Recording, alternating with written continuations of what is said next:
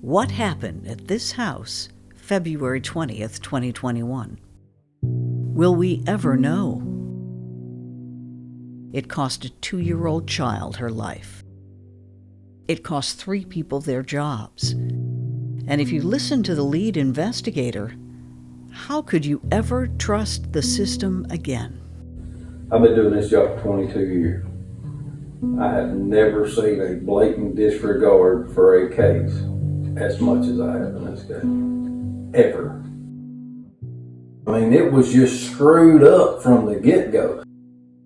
You had senior people on patrol in a uniform that showed up were initial responders that have 18, 19 years of experience that didn't do the basic things they should have done. That's what's mind-blowing. You have your most senior people that was involved in this case, and it went to shit.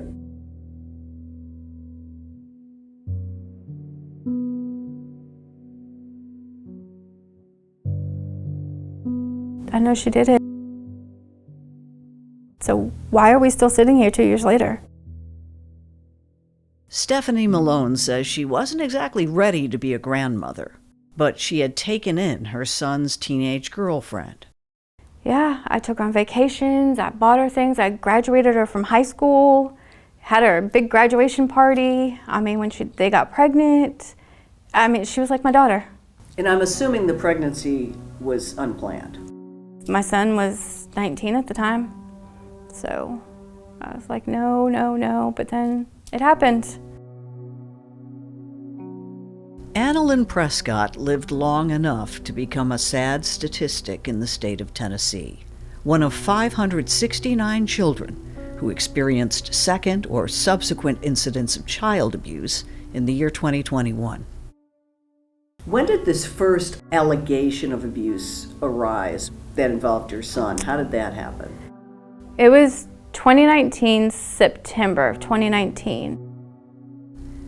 The teenage mother who was living with Stephanie went out with friends and stayed out late. And it was me, Monica, my girlfriend, and Jacob, and Annelynne, and I always had Annelynne. She was like my child too. But she was fussy that night and whatnot, and you know, Jacob's 19, first-time father. So Monica and I had her, and we were playing with her, and we got her to sleep, and I put her to bed. And then the next morning, her face was completely bruised up, like, I mean, her whole entire face. And everybody was like, what happened, what happened? The young mother offered an explanation. And kind of played it off and was like, maybe the bed rails. She pushed her face up to the bed rails. And the next thing I know, they come and arrest my son. So you're familiar with the other incident that somebody else was charged? My poor child's life was ruined twice. But here's my problem. I noticed this 8 months ago. If you look at the bruise patterns, It's the same. from then and now, you can damn near lay the pictures on top of each other and they match identical. So whoever your offender was then is your offender now. And my son wasn't there that night. There you go. And that's the thing, they didn't investigate that then. Now, your son was ultimately convicted of that? He was. We went to the police station that night. They asked us to write a statement, and they never questioned us. They only questioned my son. They apparently kept telling him that he's not going to be in trouble, and if he just says that he did it, then, you know, he wouldn't be in trouble. The couple broke up. Annelynne moved with her mother, and Stephanie started her own investigation. Photos, videos, text messages, gathering what she calls evidence of a disturbed young mother.